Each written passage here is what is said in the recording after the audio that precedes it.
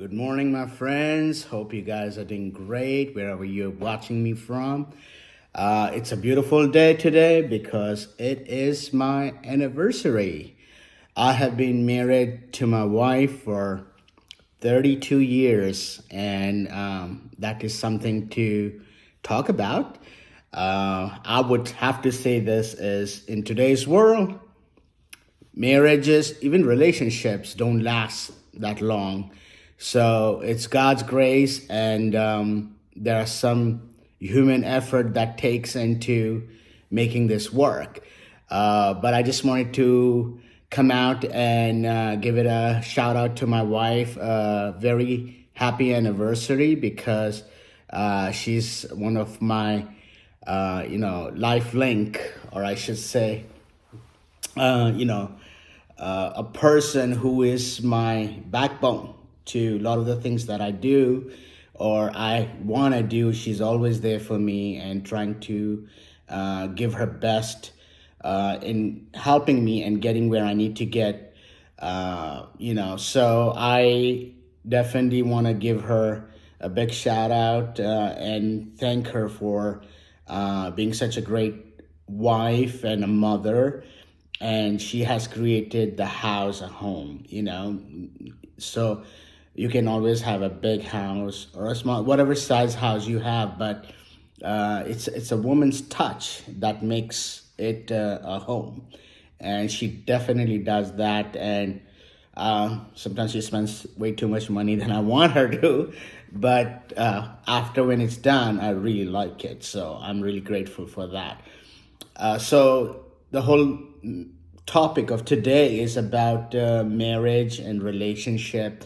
And to be quite honest, I won't say I'm expert in any of this. It's just there are choices that were made by me and my wife, to keep this relationship and do things. So I've been asked many times, so what is your secret? And to be quite honest, the whole point becomes, and for me, I have evaluated in my life what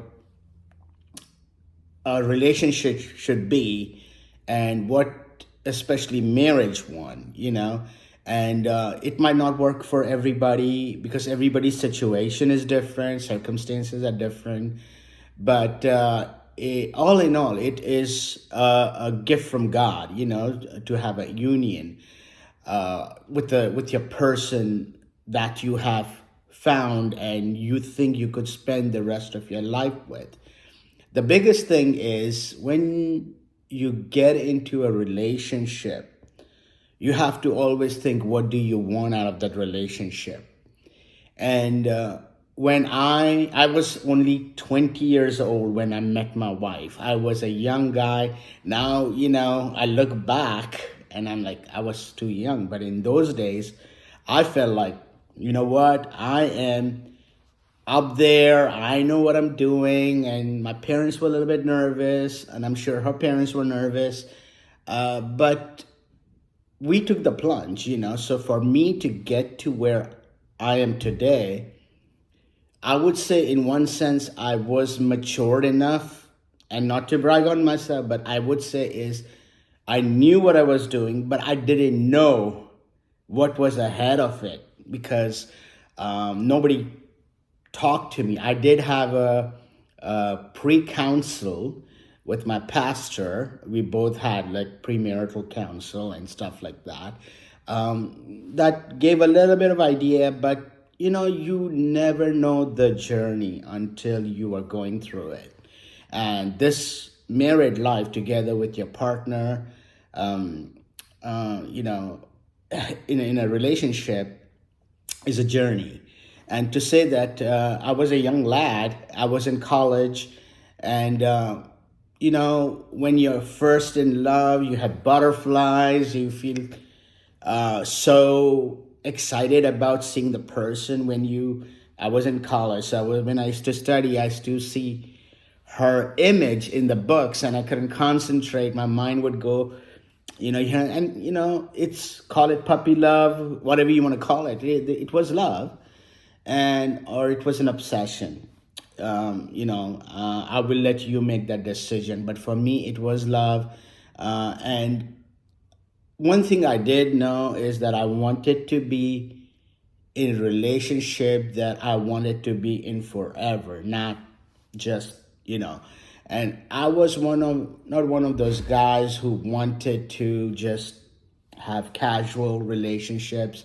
That was not my intention. So my mindset was built on those foundations. It's probably because the way I was raised and my faith, taught me, and, with the whole, you know, courting and everything. And it was just one of those things. I did have previous girlfriends which didn't last. And I just couldn't gel. And I found my wife Lee. And next thing I know, we met in the church. Actually, I was one of the speakers. I came to her pastor was my professor. And so I came one time to a church and I was speaking and sharing a testimony. And I saw her on the pew. She was on a second row wearing a red dress, and in the 80s, they had these puffy hairstyle, Um, I mean, it was going into 90s, um, so it was 1990. I think it was like end of 89 and coming into 90. So I met her and I said hello, and I really liked her. There was a common friend we had, and I asked her if she could introduce me to her, and she did. So one day I said, you know what, hey, can you arrange a date for us, And she says, no, I'm not getting involved in it. If you want to go out with her, you need to ask her. I said, okay. And so I did, and she said yes, and I was surprised. But anyway, long story short, I met her at the concert where I asked her out on a first date, and the rest is history. You won't believe it. Within a month and a half, we got engaged, and that's when, after I got engaged, I called my parents and I said, well, they were in India, so I called them, and they were a little bit shocked. They were like, "You're too young." And they didn't know who she was or anything. So my dad flew over here to US to see her, see who this person is, and where who and the whole, she just wanted to check out things if I was okay, So anyway, he saw her, he loved her, he's like, oh, she's wonderful, and he gave me his blessings. I asked her dad hand in marriage, and within a year, like in a month and a half, we got married. And on January 5th, 1991, today as I celebrate with my wife, it is 32 years we've been married, and 33 years we have been together. And I have to say, it was not all bed of roses or anything, because whoever gives you the picture is lying. But of course, you focus on what is good in your life and what is great. And she is the person who has stood by me in thickness and in health and in sickness. And, when we did not have a lot of money, and now we are doing fine. We were young kids. We didn't have a lot of money. I was in college, and and she was going part-time college, part-time working, and we made it in life. And the point I want to really emphasize is on, and my wife and I, we talked about it yesterday. We were talking about, we can't believe it's been 32 years. And her point was, her take was that she came with the mindset she is in for a long haul. It was not for her to just, okay, if this doesn't work, I have an out. But she also felt like I was the one because the way I made her feel. I treated her well. And believe it or not, and I wish she was here to speak on that, but I used to open her doors when I was young. You know, whenever we go, I open the car doors or doors, and I still do that. And 32 years, 33 years later, and that hasn't changed. So but we do evolve, as human beings, and she has changed, I have changed. But with us growing in the same house, getting older together, our tastes have changed. And just last night, because I wanted to take her somewhere, um, to an Italian restaurant because she loves Italian food, and I took her to Italy, a surprise visit, surprise trip for her. And so I thought she would be gung ho about it. And I asked her yesterday, I said, which Italian restaurant do you want to go? And she's like, actually, I don't want Italian. I was just flabbergasted. I was in shock, and she said, I want to have a steak, instead. So this just proves that when you get into a relationship, you're thinking, this is the person I'm marrying. Actually, you're not marrying that person because you do not know who they are going to be 5 years down the road. They could totally be different person. So your relationship should be based on commitment, you know. Now, I am very much in favor of people who find themselves in a situation where there is abuse. If there is a physical abuse, mental abuse, you gotta get out of it. Do not be a victim, because then your life is miserable and your kids are paying for it if you have any. So never be in that relationship if you find. Now, if they're degrading you, or threatening you, and all those things, and demeaning you.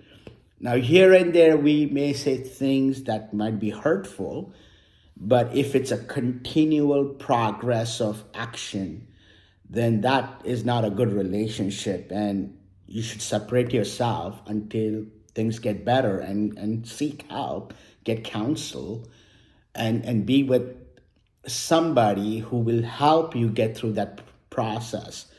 And so in relationship, any relationship, is just not husband and wife, but if it's at home with parents, family, brothers, sisters, whatever it is, always make sure that they respect you and you respect them.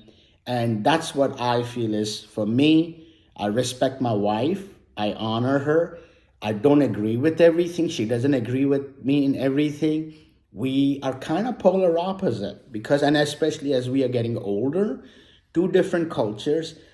I was told, hey, your marriage may last maybe 3 months, because she's an American, and she was thought, you're marrying an Indian. Oh, they're abusive to their wife. You will never be able to voice your opinion and your liberty that you have. But that was not the case. And so, but that was the misconception that people were caring about us. But that's okay. Everybody has their opinion, and they're entitled to them. And so for me and my wife to come thus far to our journey, it was not easy. We had our rough patches. There were many times we were questioning, did we do the right thing?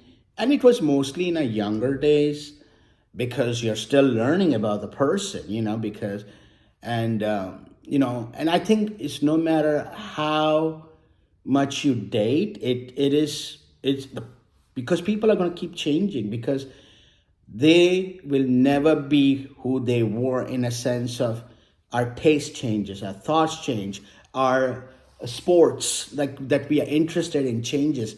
It's just we are evolving day by day, year by year. And for us to say you have to be this way for the rest of your life is impossible. And so that's why sometimes when people say, I have fallen out of love, I'm not saying that, hey, that's not possible. That could be. For me, at times, and we have discussed this, like today, I'm not in love with you. Today, it's pure commitment, because if we both have a bad day, a day she has bad, in her mind, she's feeling that. I'm feeling that too at times, that this is a commitment day, because right now I'm so upset. But it's momentary, that passes. And if we have an issue that we need to discuss, we discuss it and we move on. One thing that has been a secret sauce now for a better relationship is we are not trying to change each other. We are not. You be you, I'll be me. We come together. Of course, there are things that we respect each other by not doing things that's going to hurt one another. But if they want to join bowling, I'm not into bowling. Hey, you do it. She's spending money in bowling. Oh, I don't want to do that while you're. No, I'm more than happy to do it because that's something you love. And you should never let that person's individuality go away because that's what makes them who they are. And when I married her for who she was, not that she should be like me. Then I'm marrying myself, and there is no fun to it. So you want the person to be who they are. Now there is the thing is, and when my daughter got married, I don't know if she remembers it, but I always said in relation, if 30% you got to adjust, that's great. But if you have to adjust 70% of the time, you're in for a very, very long haul of difficult time because you will always be fighting with one another or arguing because you just don't gel. But 30 times, hey, I will adjust. Like there are things that I like to do, my wife doesn't like to do, right? But she will join me because she feels, hey, this is what he likes to do. I'm gonna enjoy that with him. I'll be part of his journey on this one. So sometimes it's a sacrifice. Sometimes it's giving a love, a sacrificial love. And so these are something that we all have to do in our lives to make the relationship work. Also, I don't believe, this is my personal, I don't believe when they say, you give 50%, I'll give 50%. If you're going to go with that attitude, you're always going to keep the scores. Don't keep the scores. Go with 100%. Give all that you have that you can give in that relationship to the person you love. And when you do that, you won't have a lot of contention. You will still have it. I'm saying because we are humans. And I think in my previous video, I said, our ego and our thoughts are like me first, the narcissist attitude comes out and we all want to be the center of attention. We want our things. But I've always felt I prefer my wife and I'll see her comfort, her kindness, towards life. If she wants to do something, then I want to be a part of that. There are certain things she's doing right now. I'm not really into it and I don't support it. In my mind, I don't. But I want to see her successful in that.